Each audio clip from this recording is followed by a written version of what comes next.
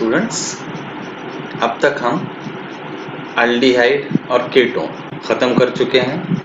I hope उसमें कोई doubt नहीं है। अगर उसमें कोई डाउट है तो प्लीज मुझे बताइए, मुझे कांटेक्ट कीजिए। तो आज हम स्टार्ट कर रहे हैं उसी चैप्टर का नेक्स्ट पॉइंट या लास्ट पोर्शन, कार्बोक्सिलिक एसिड। अब कार्बोक्सिलिक एसिड क्या होता है आप सभी को इसका अच्छे से नॉलेज है। कार्बोक्सिलिक एसिड के अंदर जो आपका फंक्शनल ग्रुप होता है वो आपको पता है। फंक्शनल ग्रुप होता है C double bond O OH। इस ग्रुप को हम कहते हैं कार्बोक्सिल ग्रुप। कार्बोक्सिल ग्रुप तो ऐसे कंपाउंड यानी the organic compound which contain one or more carboxyl group in their molecule are called carboxylic acid। यानी ऐसे कंपाउंड जिसमें एक या एक से ज्यादा कार्बोक्सिल ग्रुप है उन कंपाउंड्स को हम कहते हैं कार्बोक्सिलिक एसिड। जैसे मैंने यहाँ पर लिखा CH3 C double bond OH, तो इसके अंदर एक कार्बोक्सिल ग्रुप है, तो ये भी आपका एग्जाम्पल है कार्बोक्सिलिक एसिड का। अगर मैंने दूसरा कंपाउंड लिखा CH3 CH2 C double bond OH, तो इसके अंदर भी कार्बोक्सिल ग्रुप है, तो ये भी आपका एग्जाम्पल है कार्बोक्सिलिक एसिड का। अब बात करें कार्बोक्सिलिक एसिड का जनरल मॉलिक्यूलर फॉर्मूला। जैसे पहला कंपाउंड एसिटिक एसिड का बात करें तो इसके अंदर दो कार्बन है, यानी इसका मॉलिक्यूलर फॉर्मूला है C2, हाइड्रोजन 4 है H4 और 2 ऑक्सीजन है। इस एग्जाम्पल की बात करें तो इसके अंदर 3 कार्बन है, 6 हाइड्रोजन है और 2 ऑक्सीजन है। अब इन दोनों का मॉलिक्यूलर फॉर्मूला देखें तो कार्बन से डबल हाइड्रोजन है। जैसे यहाँ 2 कार्बन 4 हाइड्रोजन, यहाँ पे 3 कार्बन 6 हाइड्रोजन और सभी में 2 ऑक्सीजन है। तो जनरल मॉलिक्यूलर फॉर्मूला क्या होगा? अगर मैंने कार्बन के जगह पे लिखा N तो CnH, हाइड्रोजन कार्बन से डबल है यानी यह हो जाएगा 2 into N और 2 ऑक्सीजन है तो O2। तो जनरल मॉलिक्यूलर फॉर्मूला होता है CnH2nO2। अब कार्बोक्सिलिक एसिड, जैसे ये 2 कंपाउंड्स हैं। अब इस कंपाउंड को मैं इस तरह से भी लिख सकता हूं। अगर नीचे वाला एग्जांपल लिया, इसको मैं ऐसे भी लिख सकता हूं CH3 C double bond O OCH3। इसमें भी 3 कार्बन है, 6 हाइड्रोजन है, 2 ऑक्सीजन है, लेकिन इसमें फंक्शनल ग्रुप है आपका ईस्टर। तो हम कह सकते हैं कार्बोक्सिलिक एसिड और ईस्टर ये आपस में फंक्शनल आइसोमर्स हैं। अब हमने बहुत बार पढ़ा हुआ है fatty acids.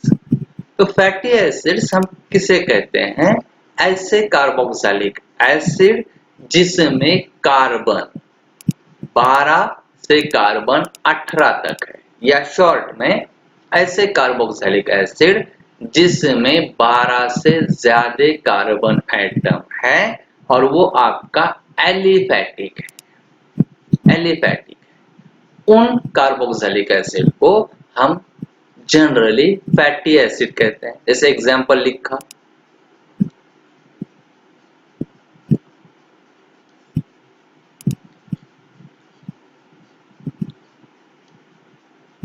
Double bond O OH।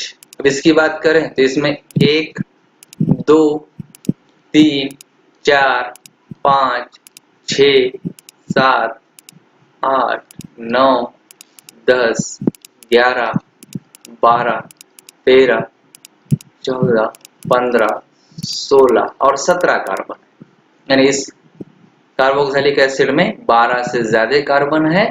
तो इन टाइप के कार्बोक्सिलिक एसिड को जनरली हम फैटी एसिड कहते हैं, क्योंकि ये फैट में पाए जाते हैं और आपको पता है फैटी एसिड यूज होते हैं for the preparation of soap. ये हो गया आपका general introduction of carboxylic acid. अब देखते हैं methods of preparation of carboxylic acid. उससे पहले कार्बोक्सिलिक एसिड में जो कार्बोक्सिल फंक्शनल ग्रुप है उसका स्ट्रक्चर क्या होता है। तो स्ट्रक्चर ऑफ कार्बोक्सिल ग्रुप, अब कार्बोक्सिल ग्रुप आपको पता है C double bond O OH होता है।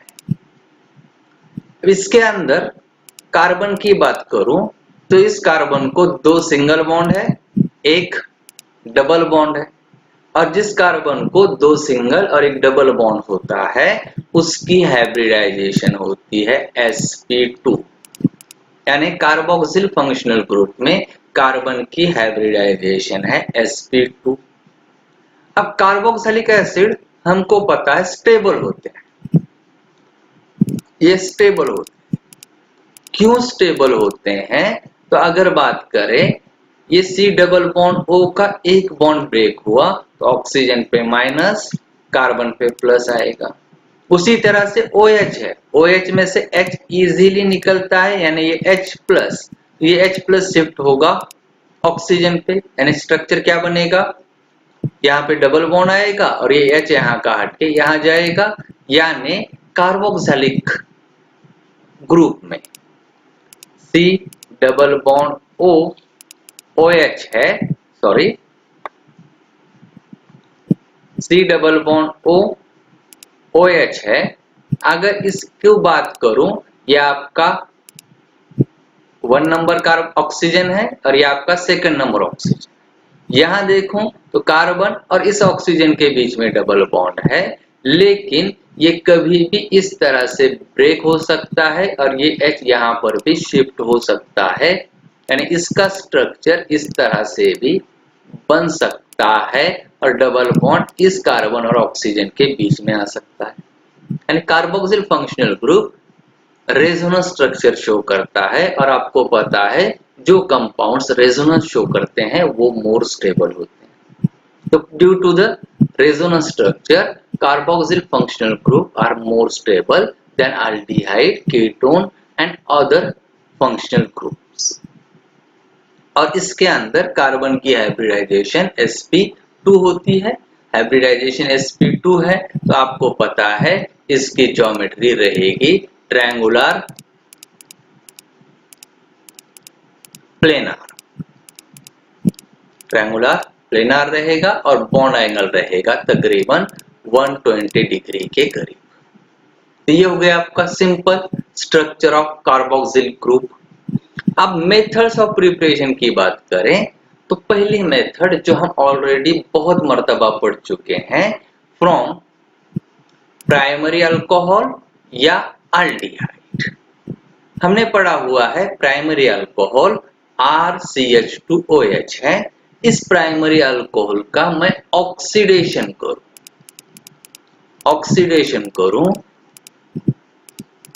using strong oxidizing agent like potassium permanganate, वो फिर चाहे एसिडिक हो या बेसिक हो, इसके साथ क्रोमियम ऑक्साइड या पोटेशियम डाइक्रोमेट, ये आपके स्ट्रॉन्ग ऑक्सीडाइजिंग एजेंट है। तो आपको पता है प्राइमरी अल्कोहल का oxidation using strong oxidising agent convert होता है कार्बोक्सिलिक एसिड में, या हम इसको ऑलरेडी पढ़ चुके हैं RCH2 इस तरह से लिखा। ये आपका प्राइमरी अल्कोहल है, इसका पहले ऑक्सीडेशन होगा तो यहाँ का H और यहाँ का H जाएंगे इस ऑक्सीजन के साथ, यानी वाटर बनेगा और आपका कंपाउंड बनेगा RC double bond O H aldehyde. लेकिन अल्डिहाइड का फिर से ऑक्सीडेशन होके आपको मिलता है कार्बोक्सिलिक एसिड, यानी यूजिंग स्ट्रॉन्ग ऑक्सीडाइजिंग एजेंट अगर हम प्राइमरी अल्कोहल को ऑक्सीडेशन करें तो मिलता है कार्बोक्सिलिक एसिड। इसी तरह से यही हम देख चुके हैं कि प्राइमरी अल्कोहल की जगह अगर हमने अल्डिहाइड लिया तो अल्डिहाइड का ऑक्सीडेशन मोर रैपिड होगा as compare to primary alcohol और उसका भी कन्वर्जन होगा कार्बोक्सिलिक एसिड में। ये रिएक्शन हम अल्कोहल और अल्डिहाइड में पढ़ चुके हैं।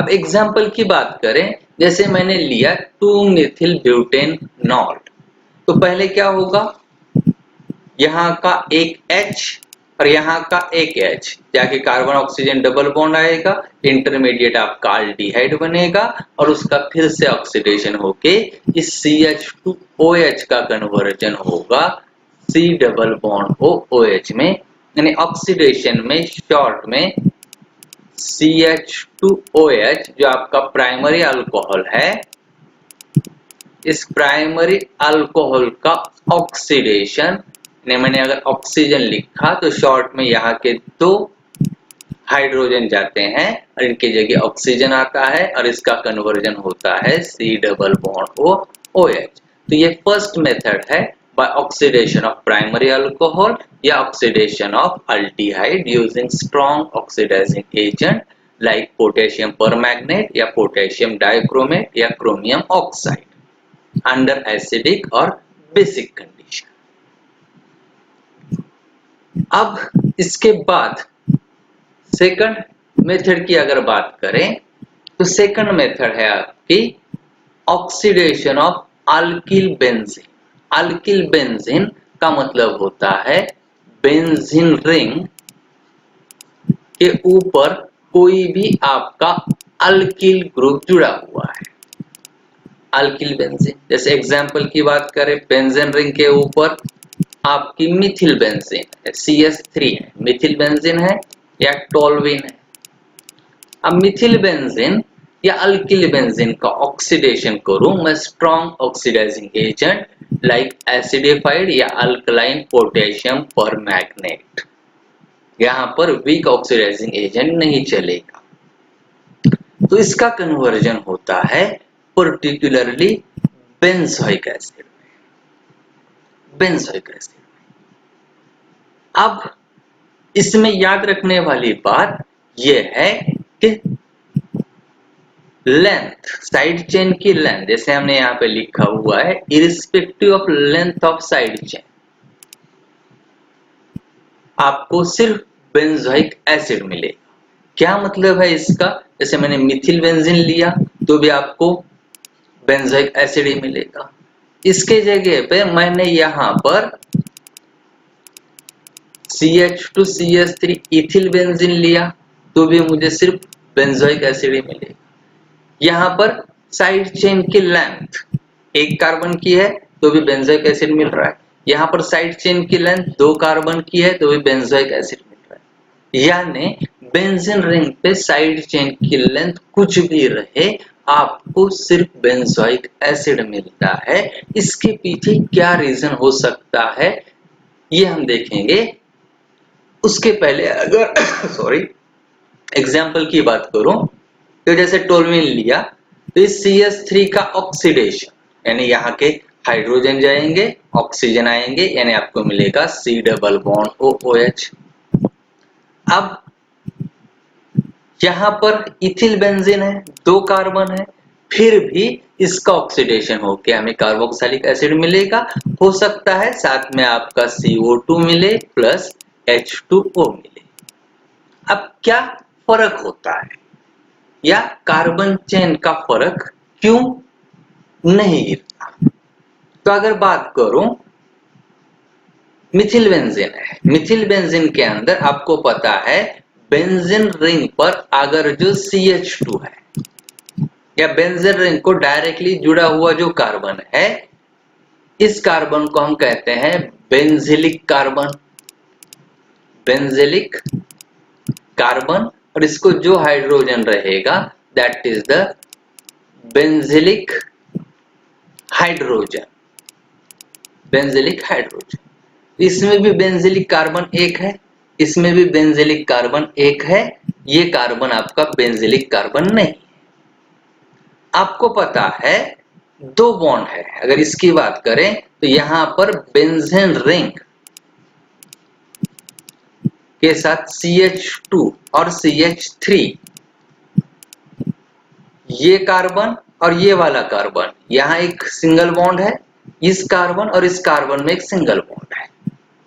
अब इन दोनों बॉन्ड में से कौन सा बॉन्ड वीक रहेगा और कौन सा स्ट्रॉन्ग रहेगा, आपको पता है बेंजीन इलेक्ट्रॉन विड्रॉइंग है, इलेक्ट्रॉन विड्रॉइंग है, यानी ये कार्बन और इस कार्बन का बॉन्ड शॉर्ट रहेगा, शॉर्ट रहेगा। लेकिन ये कार्बन और इस कार्बन का बॉन्ड सैचुरेटेड हाइड्रोकार्बन है, ये इतना पोर्शन, तो ये बॉन्ड लॉन्ग रहेगा, तो ये शॉर्ट बॉन्ड है। तो शॉर्ट बॉन्ड को आपका strong oxidising agent KMnO4 break नहीं कर सकता। जो शॉर्ट कार्बन कार्बन बॉन्ड है या बेंजिलिक कार्बन का जो बॉन्ड है वो आपका KMnO4 ब्रेक नहीं कर सकता, लेकिन बेंजिलिक के अलावा आगे जितने भी कार्बन कार्बन बॉन्ड रहेंगे उसको आपका strong oxidising agent KMnO4 break कर सकता है। इस वजह से अगर मिथिल बेंजीन या इथिल बेंजीन का ऑक्सीडेशन करूं यूजिंग स्ट्रॉन्ग ऑक्सीडाइजिंग एजेंट, तो सिर्फ आपका बेंजिलिक कार्बन के साथ का बॉन्ड नहीं टूटेगा, इसके आगे के पूरे कार्बन कार्बन बॉन्ड ब्रेक होंगे। इस वजह से सिर्फ आपको बेंजोइक एसिड मिलेगा और ये बची हुई जितनी कार्बन चेन रहेगी उसका ऑक्सीडेशन पे ऑक्सीडेशन होता रहेगा और फाइनली आपको उसका कन्वर्जन CO2 और H2O में होता है। जैसे आपको सिंपल पढ़ा हुआ है आपने, जैसे इथेन है, इथेन का अगर ऑक्सीडेशन करूं यूजिंग KMnO4 जो कि स्ट्रॉन्ग ऑक्सीडाइजिंग है, तो इसका कन्वर्जन होता है 2CO2 प्लस 3H2O में, यानी यहाँ पे कार्बन कार्बन बॉन्ड ब्रेक होता है। तो इतना याद रखना है, बेंजीन रिंग पे कितने भी कार्बन की चेन हो आपको सिर्फ बेंजोइक एसिड मिलेगा, तो यहाँ पर चेन के लेंथ का फर्क नहीं गिरता है due to the benzylic carbon, जो कार्बन का बॉन्ड बेंजीन रिंग के साथ स्ट्रॉन्ग होता है। इसमें और एक याद रखने की बात कि इस कंपाउंड में बेंजिलिक हाइड्रोजन है, बेंजिलिक हाइड्रोजन है, तो इसी को KMnO4 रिमूव करेगा। इसी में भी बेंजिलिक हाइड्रोजन है, इसको भी KMnO4 रिमूव करेगा, यानी इनका कन्वर्जन बेंजोइक एसिड में होगा, इनका ऑक्सीडेशन होगा। लेकिन अगर कहीं पर ऐसा कंपाउंड है,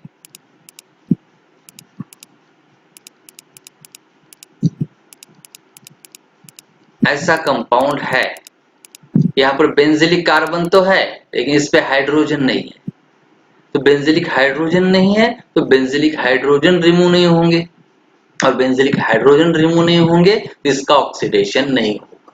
तो इतना याद रखना है, बेंजीन रिंग पर कितने भी कार्बन की चेन रहो, लेकिन अगर बेंजिलिक हाइड्रोजन है तो उसका ऑक्सीडेशन होकर आपका बेंजोइक एसिड बनता है। अगर इस टाइप का कंपाउंड है, बेंजिलिक कार्बन है लेकिन बेंजिलिक हाइड्रोजन नहीं है, तो यहाँ पर इसका ऑक्सीडेशन नहीं होता है, यानी यहाँ पर रिएक्शन नहीं होगी। तो ये हो गया आपका by oxidation of alkyl benzene. I hope method easy है, समझ में आ गई होगी। नेक्स्ट मेथड की बात करें तो वो है इजी मेथड फ्रॉम नाइट्राइल या अमाइड। अब पर्टिकुलरली इनका होता है हाइड्रोलिसिस, हाइड्रोलिसिस। जैसे alkyl nitrile RC triple bond N, इसका अगर मैं एसिडिक हाइड्रोलिसिस करूं तो आपको मिलता है कार्बोक्सिलिक एसिड। क्या होता है आपको पता है, RC ट्रिपल बॉन्ड N है, एक वाटर मॉलिक्यूल ऐड हो गया तो एक डबल बॉन्ड टूटेगा, नाइट्रोजन पे माइनस कार्बन पे प्लस, तो क्या होगा RC double bond N, H पे माइनस है तो ये H प्लस नाइट्रोजन को जुड़ेगा और OH जुड़ेगा कार्बन को। इसी तरह से इस पे दूसरा वाटर ऐड हुआ तो और एक बॉन्ड टूटेगा, इसमें का H जाएगा नाइट्रोजन पे, OH माइनस जाएगा कार्बन पे, यानी बनेगा RCOH, दूसरा OH जुड़ेगा, सिंगल बॉन्ड NH2। अब यहाँ पर एक कार्बन पे 2 OH है, तो आपको पता है यहां से आपका वाटर मॉलिक्यूल एलिमिनेट होता है। तब क्या बचेगा आपका R C double bond O NH2, यानी आपका इंटरमीडिएट बनेगा अमाइड। और इस अमाइड का अगर फिर से हाइड्रोलिसिस हो जाए तो यहाँ पर H और यहाँ पर OH, आपका कंपाउंड बनेगा R C double bond O OH carboxylic acid. तो चाहे आप नाइट्राइल का हाइड्रोलिसिस करो या अमाइड का हाइड्रोलिसिस करो, आपको मिलता है कार्बोक्सिलिक एसिड। यहाँ एक बात याद रखनी है, अगर नाइट्राइल का बेसिक हाइड्रोलिसिस करो, R C triple bond N का बेसिक हाइड्रोलिसिस करूं तो रिएक्शन स्टॉप होती है अमाइड पे। अमाइड का बेसिक कंडीशन में फिर से हाइड्रोलिसिस नहीं होता। लेकिन अगर मैं नाइट्राइल का एसिडिक हाइड्रोलिसिस करूं तो आपको अमाइड के बजाय डायरेक्ट कार्बोक्सिलिक एसिड मिलेगा। या दूसरे टर्म में कह सकते हैं कोई अमाइड है उसका एसिडिक हाइड्रोलिसिस करूं तो आपको मिलता है कार्बोक्सिलिक एसिड। अगर एग्जाम्पल की बात करूं तो आप कोई भी एग्जाम्पल ले सकते हैं। उसके बाद आपकी इंपॉर्टेंट रिएक्शन है from Grignard reagent and dry ice. From Grignard reagent and dry ice, आपको पता है ड्राई आइस हम कहते हैं सॉलिड कार्बन डाइऑक्साइड को। ऐसा नहीं कि ड्राई आइस का मतलब सूखा हुआ बर्फ होता है। तो ड्राई आइस हम किसे कहते हैं? सॉलिड कार्बन डाइऑक्साइड को हम ड्राई आइस कहते हैं। ग्रिग्नार्ड रिएजेंट पता है, RMgX ग्रिग्नार्ड रिएजेंट होता है। ड्राई आइस या कार्बन डाइऑक्साइड का स्ट्रक्चर होता है CO2। अब अगर बात करूं RMgX, तो आपको पता है R और Mg का बॉन्ड टूटेगा, मेटल पे पॉजिटिव, R पे negative. C double bond O में से एक कार्बन ऑक्सीजन बॉन्ड टूटा, O पे माइनस कार्बन पे प्लस, तो ये जो R माइनस है ये जुड़ेगा कार्बन को और ये जो MgX है ये जाएगा ऑक्सीजन, यानी स्ट्रक्चर बनेगा R C double bond O OMgX, जिसे हम कहते हैं magnesium salt of carboxylic acid. और इसका एसिडिक हाइड्रोलिसिस हो जाए तो ऑक्सीजन मैग्नीशियम बॉन्ड टूटेगा, यहाँ पर H यहाँ पर OH, यानी आपको मिलेगा RC double bond O OH plus MgX OH। Grignard reagent के रिएक्शन हम ऑलरेडी अच्छे से समझ चुके हैं कि ग्रिग्नार्ड रिएजेंट अनस्टेबल होने की वजह से या मॉइस्चर सेंसिटिव होने की वजह से यहाँ पर हम हमेशा dry ether as a solvent use करते हैं। इसमें एक याद रखने वाली बात, यहाँ पर R ग्रुप है, इसमें कोई कार्बन नहीं है, लेकिन जो आने वाला प्रोडक्ट आ रहा है उसमें R के अलावा एक कार्बन बढ़ रहा है। जो कार्बन आ रहा है आपका कार्बन डाइऑक्साइड का, यानी आपके ग्रिग्नार्ड रिएजेंट से RMgX से आने वाले कार्बोक्सिलिक एसिड में एक कार्बन ज्यादा होता है, जो होता है आपके कार्बन डाइऑक्साइड का। तो ये आपकी थी method from Grignard reagent and dry ice. अगर एग्जाम्पल की बात करें, मैंने मिथिल मैग्नीशियम ब्रोमाइड लिया, मिथिल मैग्नीशियम ब्रोमाइड लिया और इसके साथ CO2 रिएक्ट किया तो आपका प्रोडक्ट बनेगा CH3 C double bond O OH, यानी एसिटिक एसिड। अब अगर मैंने सोचा कि भाई मुझे यहाँ पर कार्बन नहीं लाना है, तो मुझे बनाना है अगर formic acid, C double bond O OH, तो मुझे CH3 की जगह पे क्या लेना पड़ेगा? H। अगर यहाँ पर H लो तो ये ग्रिग्नार्ड रिएजेंट नहीं होगा, ग्रिग्नार्ड रिएजेंट नहीं है तो आपका यहाँ पर H नहीं आएगा, यहाँ पर H नहीं आएगा। इसका मतलब इस मेथड से हम फॉर्मिक एसिड नहीं बना सकते। इस मेथड से formic acid cannot be prepared, cannot be prepared। इससे हम फॉर्मिक एसिड नहीं बना सकते। इसके अलावा हम बहुत सारे एसिड इस मेथड से बना सकते हैं। रिमेनिंग मेथड्स हम देखेंगे हमारे नेक्स्ट क्लास में। तब तक के लिए थैंक यू।